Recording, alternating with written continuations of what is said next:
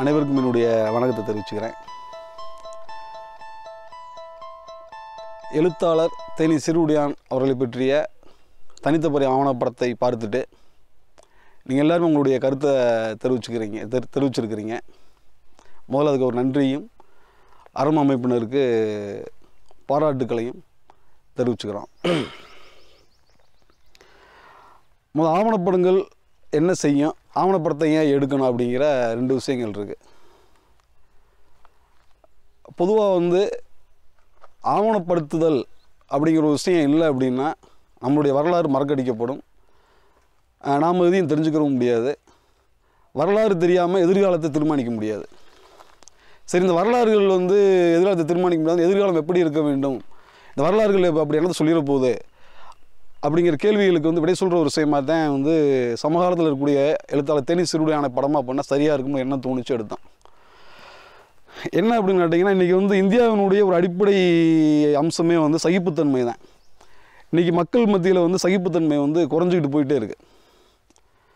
ஆனால் இந்த சிறுவுடையான ஆவணப்படத்தில் பார்த்தோம் அப்படின்னா, ஒரு மனிதன் அவன் அறியாமையில் இருக்கட்டும், ஏழ்மையில் இருக்கட்டும், இல்லை எதில் இருந்தாலும் கூட காலத்தின் ஓட்டத்தில் அவனுடைய அறியாமைகளை சரி செய்வதற்கான ஒரு சூழ்நிலையாக சக மனிதன் இருக்கிறான் அப்படிங்கிறத ஒரு முக்கியமான விஷயம் நம்ம பார்க்க வேண்டியது இருக்குது. சிறுவனுடைய படத்தில் வரக்கூடிய அனைத்து நபர்களுக்கு பின்னாடியுமே ஒவ்வொரு கதை இருக்குது. இப்போ உதாரணமாக சிறுவுடையான் கஷ்டப்பட்ட காலத்தில் அவருடைய உறவினரான தொந்தி செட்டியாருங்கிற போய் அவரை பார்வையற்ற பள்ளியில் சேர்த்து விடுறாரு. அதே மாதிரி அவங்க அம்மா குழந்தைகளோடு போய் ஒரு கிணறுல விழுந்து செத்துறணும் குடும்பத்தோடு அப்படி நினைக்கிறப்ப அங்கே இருக்கக்கூடிய ஒரு பாட்டி அவங்கள காப்பாற்றி அனுப்பிச்சி விட்றாங்க. பொதுவாக இன்றைக்கி நம்ம பல பேரோட பழகுறோம். ஆனாலும் கூட நாம் நெருங்கி பழகக்கூடிய ஆளே எதுக்காக அங்கே நிற்கிறாரு அப்படிங்கிற அந்த தன்னுணர்வு இன்றைக்கி நம்மகிட்ட கிடையாது. ஆனால் அன்றைக்கி அந்த குறிப்பிருந்து பார்க்கக்கூடிய விஷயம் அன்றைக்கி இருந்துருக்குங்கிறத நம்ம அதில் பார்க்க வேண்டியது இருக்குது.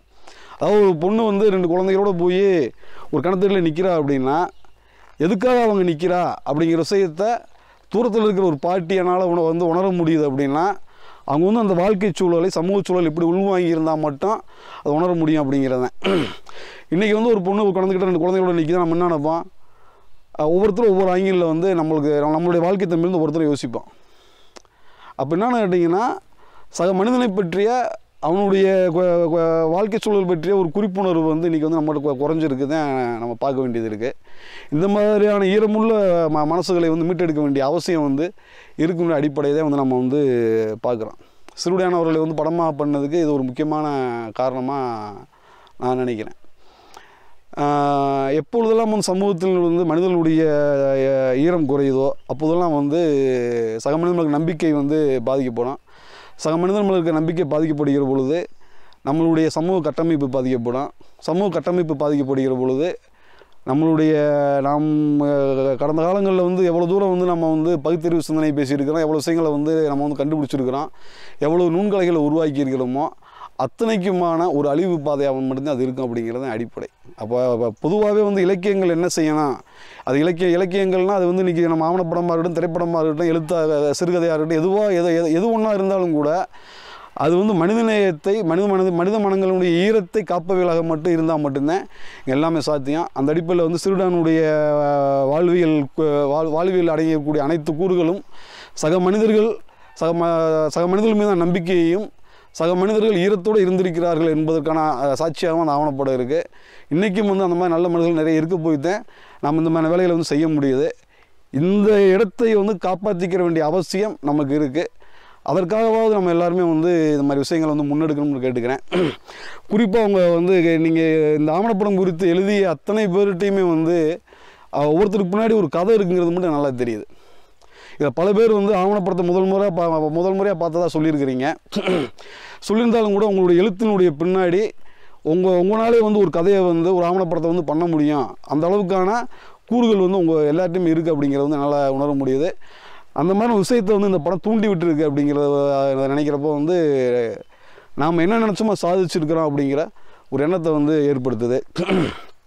இந்த மாதிரி எண்ணங்கள் தான் வந்து என்னை மாதிரி உங்களை மாதிரியான படைப்பாளிகளை உருவாக்குறதுக்கான அடிப்படை சாத்தியக்கூறுகளாக இருக்குது. இந்த மாதிரியான வாய்ப்பை உருவாக்கி கொடுத்த அரமா அமைப்பினருக்கும் நண்பன் மூர்ஃபாருக்கு இருக்கும்.